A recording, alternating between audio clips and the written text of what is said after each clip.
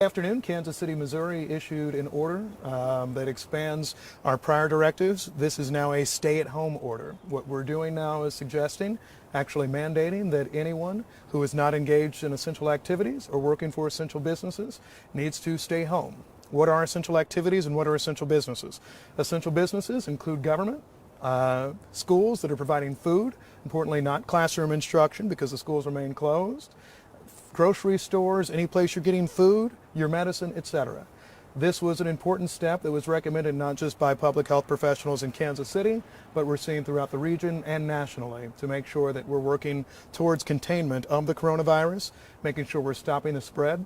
We have seen really dozens of cases in Missouri and Kansas announced over recent days, and so we see that we have community spread in our region. Because of that, we thought it was important.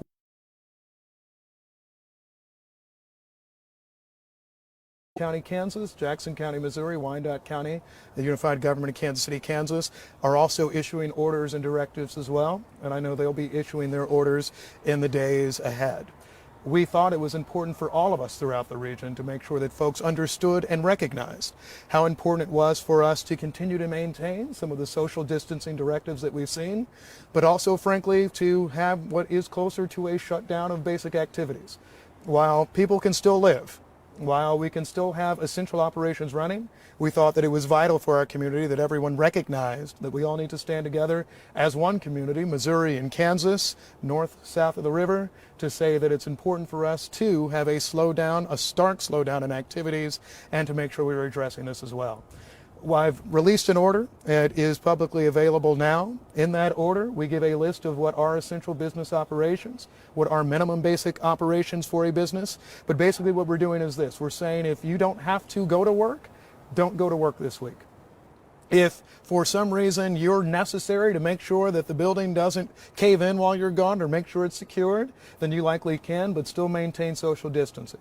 Another thing that Kansas City, Missouri is announcing today in cooperation with 14 school districts that have students in Kansas City is an extension of the closure order I issued some week ago. Schools in Kansas City, Missouri will be closed through April the 24th. That impacts not just, of course, the Kansas City Public Schools, but also a number of school districts, Liberty, Lee Summit, Park Hill, Grandview, etc. We have a full list of those as well. But basically, schools in the Kansas City area on the Missouri side of the state line, particularly if you're in the Kansas City metro, will remain closed for an additional 3 weeks from the extension of my prior order. So that is through April 24th. With that, I'm happy to answer any questions. I will note that something similar has gone out in St. Louis City and St. Louis County today. I have talked to the mayor of St. Louis, I've talked to the mayor of Springfield, the mayor of Columbia, Missouri.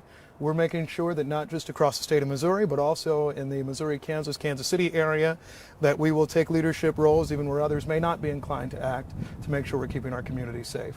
Any questions for you? Is this going into effect when? This goes into effect Tuesday morning at 12:01 a.m.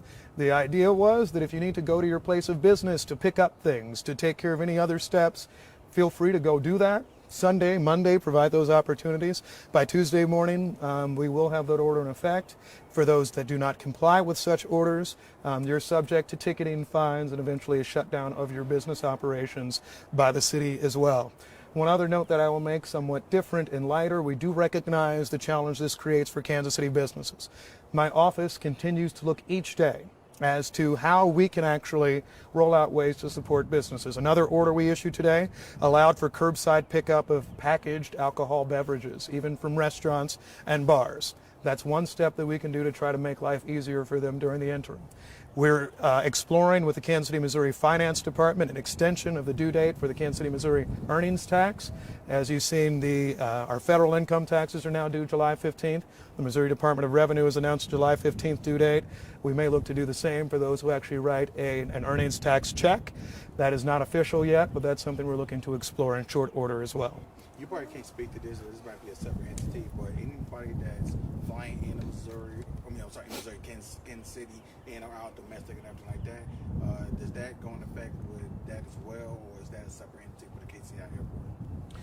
So in terms of, in what regard, I guess, I guess just people that's flying out of KCI and flying into KCI, can people still fly out? Yeah, oh, absolutely, absolutely. So the things that remain open, right, and I know people always get concerned from that. The airport remains open. Your train station remains open, right? I mean, the public bus system is still open. We encourage social distancing in all of those places, but all of those things continue to operate. Frankly, government will continue to be open in many ways forever. We're going to be here to make sure that things that people expect are operational. We'll still pick up the trash this week. We're still trying to take care of those key and important steps. So those things will continue. One thing that I really would ask the public to do, this is a stay-at-home or shelter-in-place type order, but there is no reason to go out and run on all the grocery stores, to hoard toilet paper, to do any of that type of activity. Our supply chains are good in this country. Our supply chains continue to be good. You can continue to go to the grocery store. You can continue to take care of necessities, take care of your family, take care of close personal acquaintances if you're the one who checks on the nice lady next door, right? These are the sorts of things that we still allow you to do. So this is not a doomsday moment. This is not some giant scenario where we need to see some level of anarchy. The city is still well run. The city is still well ordered. We're just telling a lot of people, unless you need to be out, stay home. And that's people throughout the region. So this goes till the 24th of April? 24th of April, yes, and then sir. you reevaluate if that's right? Yes, sir. Likely before, yes. And do you have an idea what the fine is if people are flaunting this? So this will go to the 24th of April in terms of the penalties that would be issued. It would be up to and including anything we can do with municipal ordinance violations. And so that allows us to shut down business operations, which for businesses in violation is likely the punishment. For those who are individuals who are violating these rules, there are financial penalties up to incarceration, of course. We're not looking to use any of that, but those are the penalties that exist for non-compliance with this. And are you police enforcing that, and do people have to have identification as essential staff? At the present time, no, it doesn't. We have not issued an order that you need identification as essential staff. Typically for the business operations side, we would look to penalize the business rather than the individual who's forced to work there. In a lot of cases, I've received calls over the last week from people who say, I work at a nail salon or work at X or Y establishment and they continue to require me to come in, but I don't feel safe and healthy right now coming in each day. This, I think, gives those folks more latitude, so we would look to really address the business operation rather than the individuals themselves. In terms of who enforces, not just the Kansas City Police Department. Kansas City City Government has a Department of Regulated Industries. We have the Health Department. We have the Fire Marshal. There are a number of different uniformed folks that can come your way to make sure that these rules are being complied with and followed. Do you have some new information today that spurred you to take this action? I think we continue to hear from our health experts. Yesterday, you might have seen health directors from a number of Missouri's largest cities wrote a letter to Governor Parson asking for further action. I think this was another of the steps that they had asked us to engage in. Like yesterday, I talked to mayors from throughout Missouri, and they had also suggested that this type of action was necessary, and so that's why we took that additional step. In my conversations in connection with the schools, I know many of our superintendents and others were getting asked questions as to how much longer their order goes. Of course, in Kansas, schools are closed for the rest of the year. That left a question for the Missouri side of the metro. We, in consultation with the superintendents, and by the way, superintendents, private school leaders, the Diocese of Kansas City, St. Joseph, and others, wanted to make sure that there was some clear guidance so that teachers, families, parents, kids, everybody knew how long this would last. We can do 2 more questions. The non-essential businesses, do they have to close, and how do we determine kind of what's essential and what's not? Is that in this? That is in the list, so we write out a list of things that are essential versus not, but I use it as this example. I'm a lawyer myself, right? My law firm does not do criminal cases. It doesn't do anything like that. It's a business firm. We don't have to be at work each day. And so that would be the type of business where we would say you should not come into the office each day in Kansas City. Instead, you should move to a work from home schedule. If there's 1 person or 2 people who need to make sure that the lights are on and nobody's broken in and that sort of thing, sure. But for your 20th lawyer to just show up that day is the sort of thing that we don't need. That's kind of the example we're looking at. Grocery store, yes. Hospital, yes. Gym, no. Right, that's what we're working on now. And by the way, I'll also note we've been asked, our parks do remain open.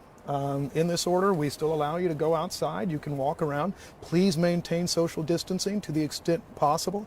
That is important for us. But we also understand that humans have to live for a while. And so walking, biking's your thing, right? You can continue those activities, but maintaining social distancing is key. What we're trying to get away from are opportunities for this virus to spread. Can you just talk about don't Right. panic, don't rush to the stores. Just kind of anything you'd say to people that are going to see this later. You know, if you've been listening, right, to all of our rules so far, this is not that different. This is the sort of thing that, frankly, I think our community could have expected, and I think that our community is ready for. So this is not an order that's telling everyone that you need to hide in the basement, right? This is very different than, and it's why the language is so interesting, right? If a tornado's coming our way, everybody get in the basement, you stay there, right, until it's gone. This is the sort of order that's simply saying, right, try to refrain from going outside unless it is necessary or essential, right? You can go out and get food, you can go out and get pet food, right? You can do any number of those things, but if you don't need to be at work all day, and if your business recognizes that you don't need to, or if they're not providing something that is essential to the survival of our community or the survival of yourself, then stay inside. That's the best way we can treat it now. This helps us avoid later quarantine or any broader issues. This is actually what we think a very simple approach to making sure we avoid some of the concerns that we have with the coronavirus. Do you have another question?